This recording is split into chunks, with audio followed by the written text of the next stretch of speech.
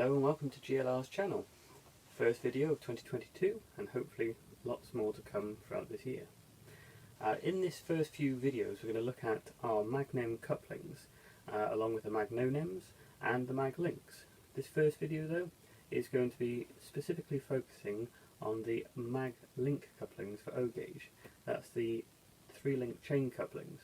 And to make them easier, what we've done is we've added a magnet to the end of the chain so that you don't have to worry about hooking things together.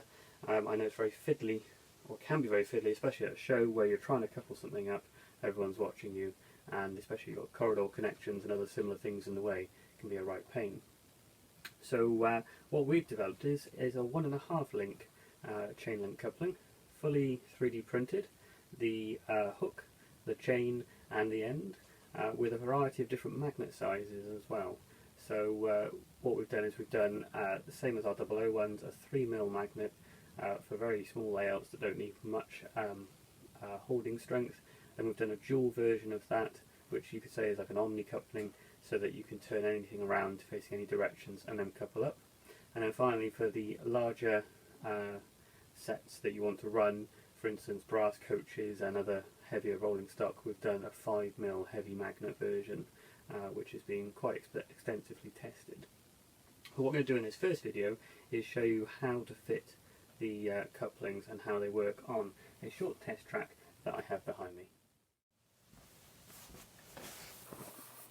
So here we are on the workbench, and I've got an array of couplings set out from 00 through to N gauge, 009 or similar, and finally our O gauge coupling.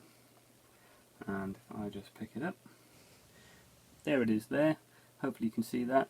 Comprises of a hook with a shaft with little holes in, plus a single full link and then a half link on the end, and on the flat side you've got, on this particular version, twin magnets, so that you don't have to worry about polarities when turning things around. One faces out north, one faces out south.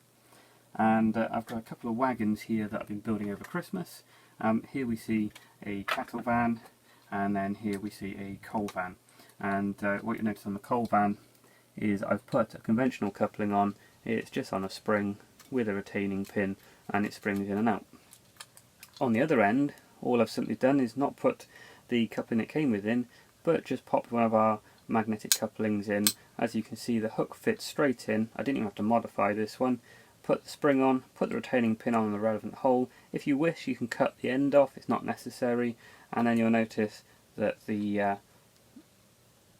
coupling just hangs down there.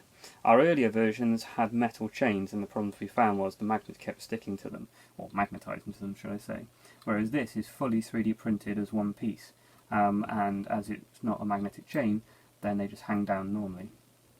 So what I'm going to do is, I've got this one here, I'm actually going to fit this to the cattle wagon. So the cattle wagon, I've put a normal hook in one end, and the other end is currently hasn't got any hook in at all.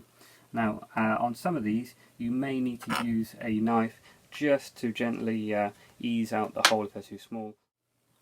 So this one was a bit tight, so what I'm going to do is just a little bit of scraping out. I haven't actually got a file to hand, so a nice little blade will do. I'll just widen that hole and we'll see if that fits now.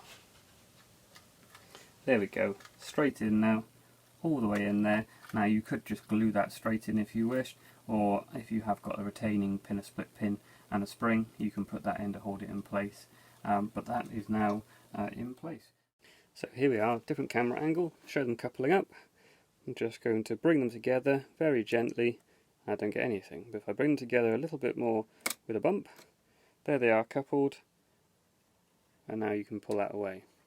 To uncouple, nice and simple, all you need to do is just push down on the link. There we are, and now they're split apart. And if you want to recouple them, just bring them close to each other, and there they are snapped together. Nice and simple. The Maglinks of course can be retrofitted onto existing stock that already has a hook.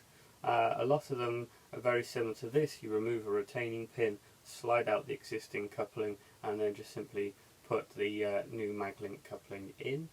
Some of them can be more tricky. I know I have one or two depot models where the actual access to the hook is covered and you have to take parts of the loco off, like the body or something similar, but it's well worth it, and we've now fixed up our shunting layout in the shop to operate with Maglink couplings. And indeed, when we go to shows, as we've started to go back to again now, you will find that we have a demo of all three scales set up, but the O gauge especially, because it's such a useful thing, all stemming from something that annoyed me when we were at a show with our own O gauge layout, and that was we've got a 30-foot long O gauge layout, and it's for the yard to terminus station.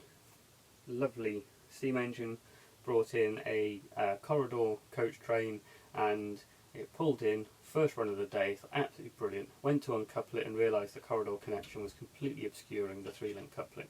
So I had to go around to the front and spend a few minutes faffing around trying to uncouple it. Now we've fitted these, it's just made it so much easier, and yes, there's still a hand of God, but even with 3-link couplings, even with a tool, there's still a hand of God coming in there. So for ease of use, this just makes it that much better.